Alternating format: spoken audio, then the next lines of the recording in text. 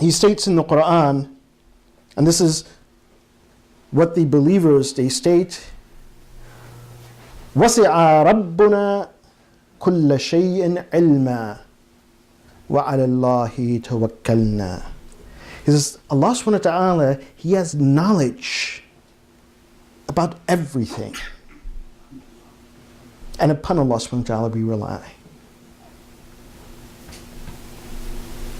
This is the first aspect of tawakkul.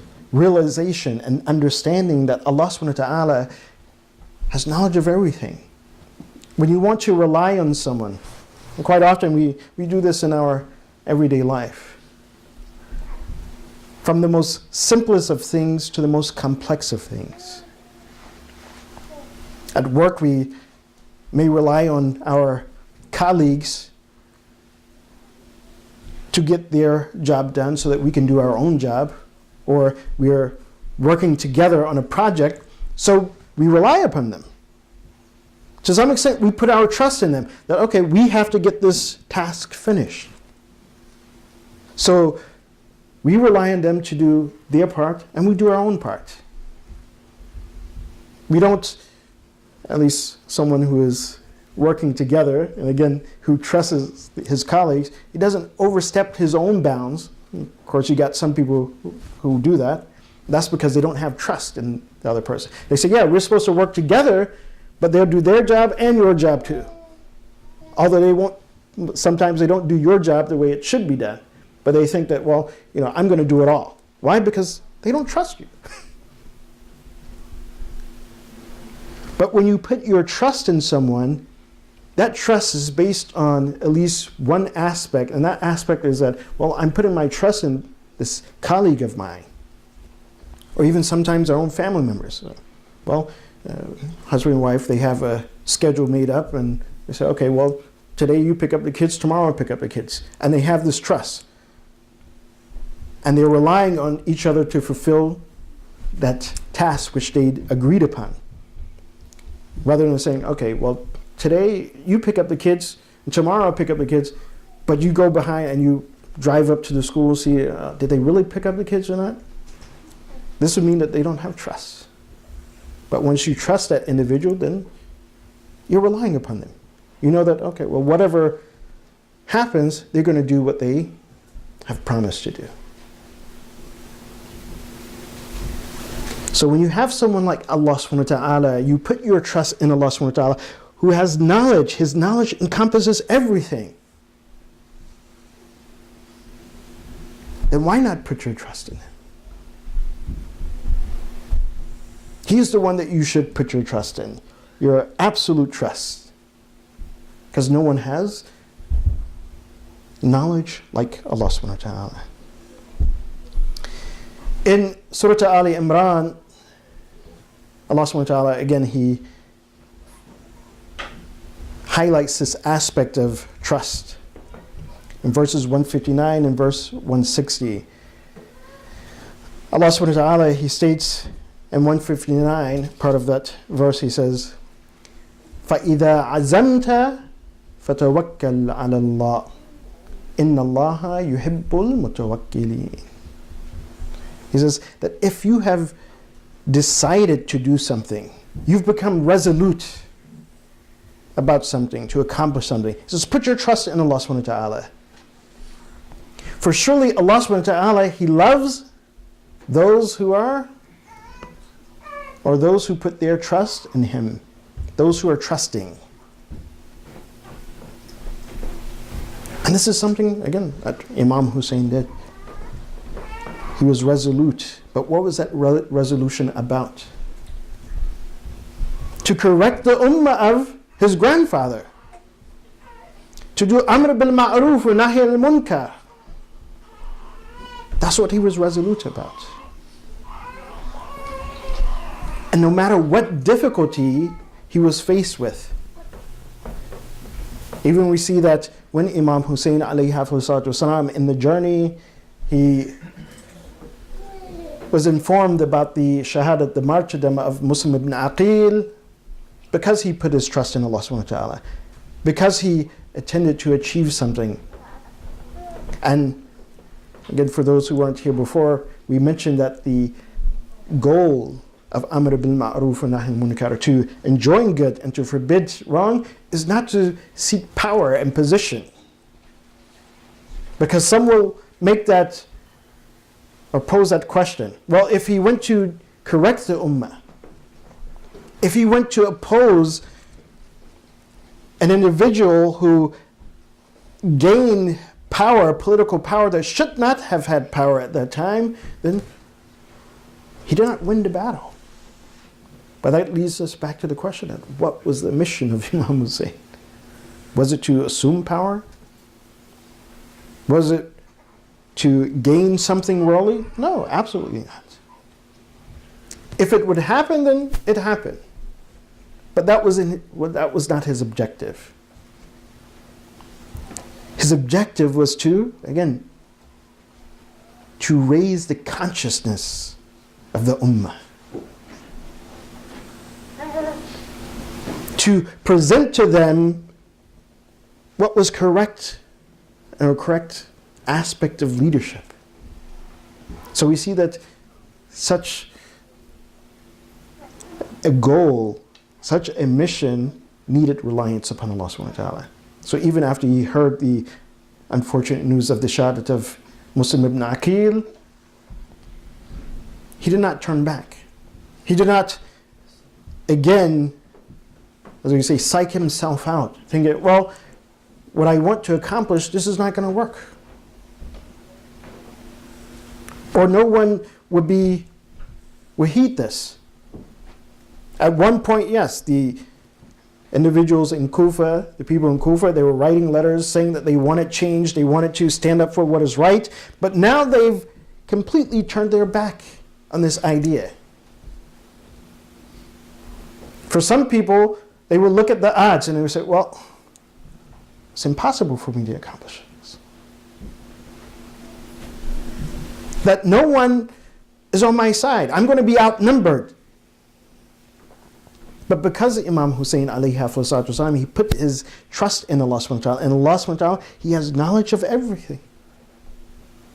That he knew that no matter at that moment who continued to say that they will help you or not, he continued to rely upon Allah subhanahu wa ta'ala. Salawat.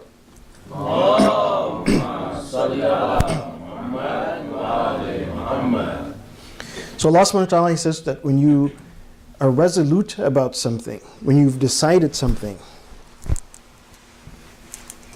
then go forth, relying upon Allah subhanahu wa ta'ala.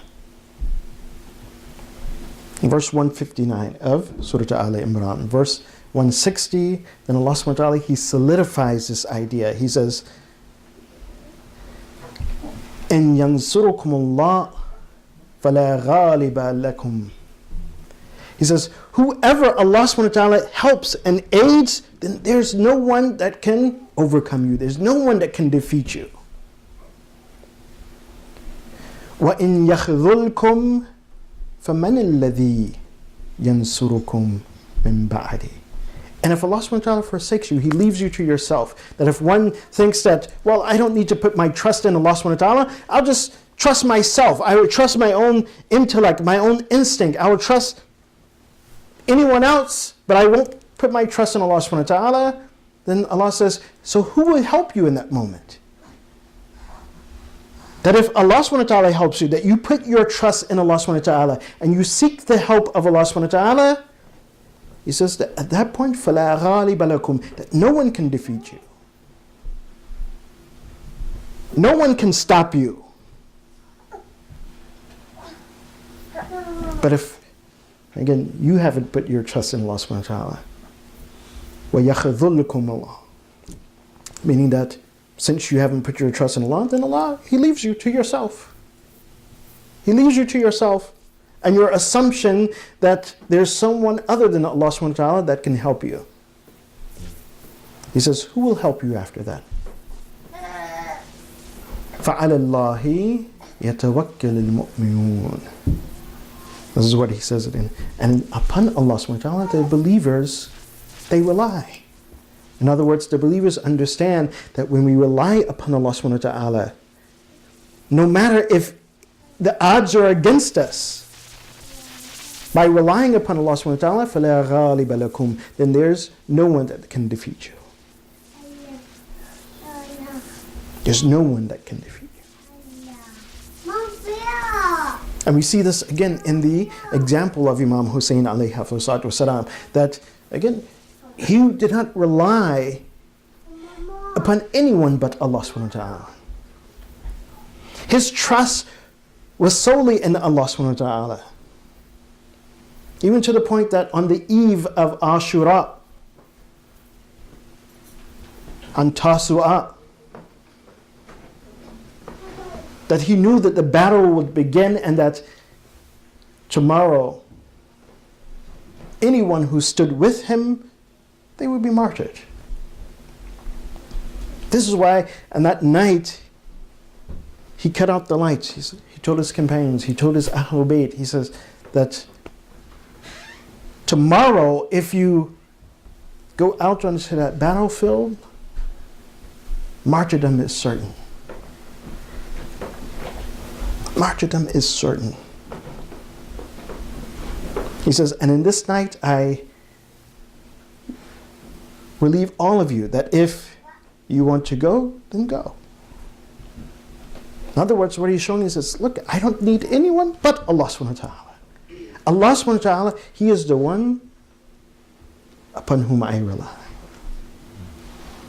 And again, this is exemplary of one who has not only risen to the highest station of ubudiyyah, of servitude to Allah subhanahu wa ta'ala, but also the highest station of reliance upon Allah subhanahu wa ta'ala. This is, again, what makes one worthy of that delegation as an imam. We see this again, as we said, that all of the ulul azm, they had the station of imamate because of the trials and tests they went through. Again, turn to one of the ulul azm, the imams. Turn to Ibrahim, who Allah subhanahu wa ta'ala, He says in the Quran, Inni ja'iluka linnasi imaman. That look at his task, that when he was being tossed into the fire, after his nation, they got him, they knew that he had broken the idols. They said, well, we're going to burn him. And they built a huge bonfire. They said the fire was so large that they couldn't go close to it. They had to put Ibrahim in a catapult and catapult him into the fire. And as he was being catapulted into the fire, and he's going through the air, the angel Jibreel came to him. He says that, O Prophet of Allah, he says, I will help you. Do you want me to help you? And Ibrahim refused. He says, no. He says, I don't want your help. I want Allah's help. He says, but I will help you. He says, no, I'm relying upon Allah subhanahu wa ta'ala. And as it says in the Quran, then Allah subhanahu wa ta'ala said to the fire, Kunu lil Ibrahim barda, that be cold. And when Ibrahim, he went into that fire, it did not burn him. But this is the reliance upon Allah subhanahu wa ta'ala. Jibreel, one of the closest angels to Allah subhanahu wa ta'ala, he came to assist and to help Ibrahim, the Prophet of Allah subhanahu wa ta'ala, the Khalil, the friend of Allah subhanahu wa ta'ala. But he says, no, I'm relying only upon Allah subhanahu wa ta'ala. That yes, if Jibreel, if he helped me out, but my reliance is upon Allah subhanahu wa ta'ala. In the same way, Imam Hussein alayhi salatu wasalam, when he turned out those lights, he says, yes, you are my companions, you're my family, but my reliance is upon Allah subhanahu wa ta'ala. He is the only one that I need. And if Allah subhanahu wa ta'ala helps, then فَلَا غَالِبَ لَكُمْ, then no one can defeat you. This is what Imam Hussein alayhi salatu wasalam, he wanted to present to us. The highest form of tawakkul.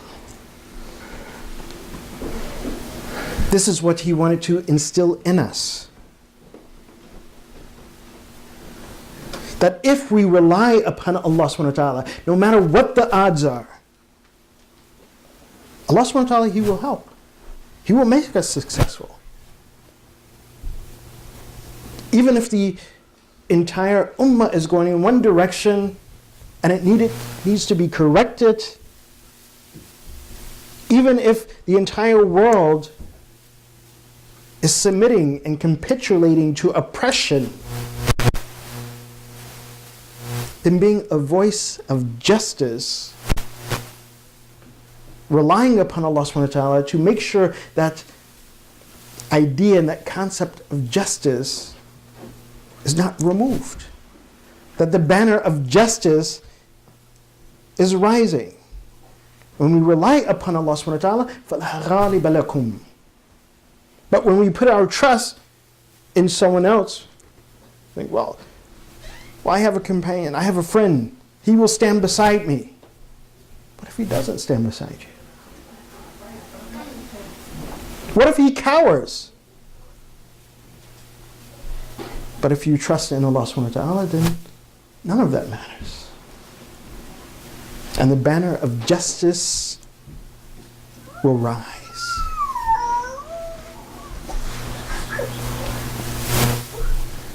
وَمَن يَتَوَكَّلْ عَلَى اللَّهِ فَهُوَ حَسْبُهُ, as Allah subhanahu wa ta'ala states. And whoever relies upon Allah subhanahu wa ta'ala, Allah is sufficient. Who else do you need beside Allah subhanahu wa ta'ala? Some may question it, well, if this is the case, then why did Imam Hussein alayhi wasalam, he said, هَلْ مِن نَاصِرٍ يَنْصُرُنَا وَهَلْ مِن مُغِيثٍ يُغِيثُنَا, that is there anyone to help us? This wasn't because he was relying and thought that anyone else would come. This was to make hujjah on everyone. To show that those individuals who had betrayed the Imam, that they called the Imam to Kufa to stand with him, and then they stood in the army of Umar ibn Sa'd, the army of Yazid, against the Imam, to show them that your actions were actions where you mistrusted Allah subhanahu wa ta'ala.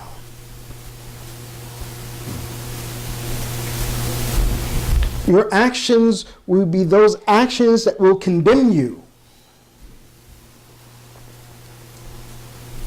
Because we see again that a moment where Imam Hussein, he puts his trust in Allah, or he has his trust in Allah subhanahu wa ta'ala, but he emphasizes this.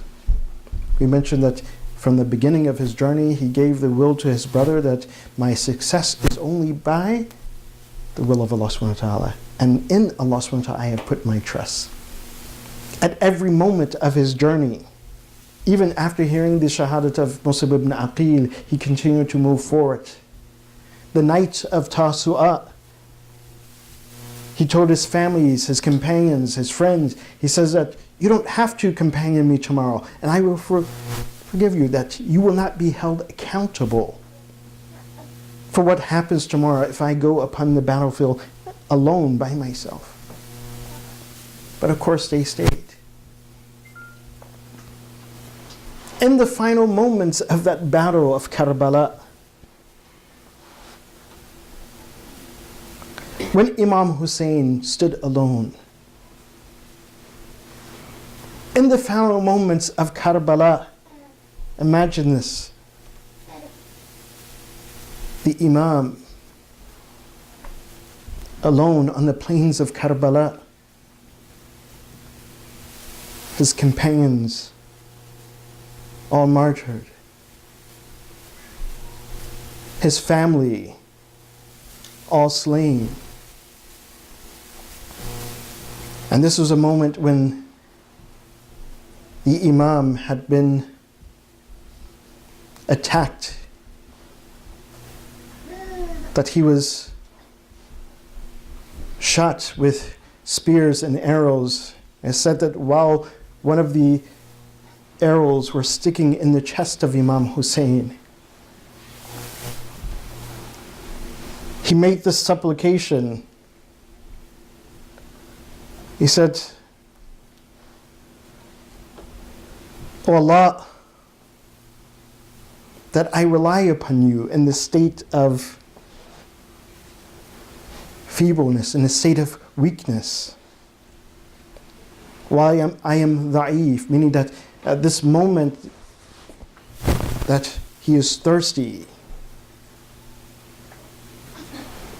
He has been battling in this battle to, again, raise the banner of justice. Then he says, وَكَفَى بِكَ وَكِيلًا. And you have been the sufficient person, a being in which I have put my trust and reliance in. This is what Imam Hussein says, one of the final words that he says. This is something, or at least this aspect of relying upon Allah subhanahu wa ta'ala, putting one's trust in Allah subhanahu wa ta'ala, this is something that even the companions and the family members of Imam Hussein, they exemplify. On the eve of Ashura, on Tasu'a, as Imam Hussein, he turns out the light again to exemplify his reliance in Allah subhanahu wa ta'ala. He says to all of his companions, to his family, that tomorrow is certain death. That tomorrow, do not come tonight under the cloak of darkness and leave. And this will not be held against you.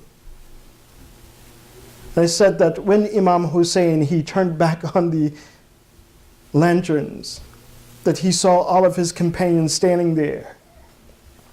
He said that we will never leave your side. Among the voices that cried out that we will never leave your side was a nephew of Imam al-Hussein. This was Qasim ibn al-Hassan, the son of Imam al-Hassan. And then he asks his uncle, he says, "Oh uncle, you said that there will no man who steps foot on this battlefield will he return." He says, "But what about me?" Because he was a young boy. He says, "But what about me?" And Imam Hussein, he says, كَيْفَ تَرَى مَوْتَ, that how do you see death? How do you envision death? And Qasim, he responded, الْمَوْتَ أَحْلَى مِنَ الْعَسَلِ, that death is sweeter than honey. But even though Qasim, he saw that death is sweeter than honey, that he has put his trust in Allah subhanahu wa ta'ala, when Qasim, he came forth on the day of Ashura to seek the permission of Imam Hussein to go onto the battlefield, Imam Hussein, he would look down at Qasim. And when he looked at Qasim, it reminded him of his brother, Al-Hassan. When he looked down at Qasim, he would refuse Qasim to go out onto the battlefield. He says, "How can I allow you to go onto the battlefield that when I look at you, you remind me of my brother Al-Hassan?